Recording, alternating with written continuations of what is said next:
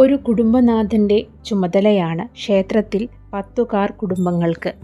ക്ഷേത്രത്തിലേക്ക് ഒരു ദിവസം വേണ്ടതൊക്കെ മുടക്കം കൂടാതെ എത്തിക്കുന്നവരാണിവർ. ഒരു ദിവസത്തെ എല്ലാ ചുമതലകളും കഴിഞ്ഞാൽ രാത്രി ക്ഷേത്ര നടയടയ്ക്കുമ്പോൾ ഓലവായനയുമുണ്ട്. അന്നത്തെ ചെലവ് വിവരങ്ങൾ രേഖപ്പെടുത്തിയ ശേഷം കണ്ണനു മുന്നിൽ വായിച്ച് ബോധ്യപ്പെടുത്തണം.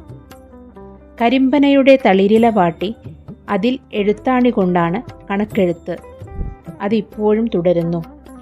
ചൊവ്വല്ലൂർ ആദ്യ 10, വടക്കേപ്പാട്ട് നടുപ്പത്ത്, തിരുവെങ്കിടം ഒടുപ്പത്ത് എന്നീ 3 വാര്യർ കുടുംബങ്ങളാണ് ഗുരുവായൂർ ക്ഷേത്രത്തിലെ പാരമ്പര്യ 10 കാരായ അവകാശികൾ. 10 ദിവസത്തെ ജോലി എന്നതാണ് 10 കാർ എന്നതുകൊണ്ട് ഉദ്ദേശിക്കുന്നത്. ഓരോ വാര്യർ കുടുംബങ്ങൾക്കും മാസത്തിൽ 10 ദിവസം എന്ന ക്രമത്തിൽ ഊഴമനുസരിച്ചാണ് ജോലികൾ. വെളുപ്പിന് 2 എത്തണം. തിടപ്പള്ളിയിലെ അടുപ്പിലേക്ക് തീ പകരണം. നിവേദ്യങ്ങൾക്കുള്ള അരിയും മറ്റിനങ്ങളും എത്തിക്കണം.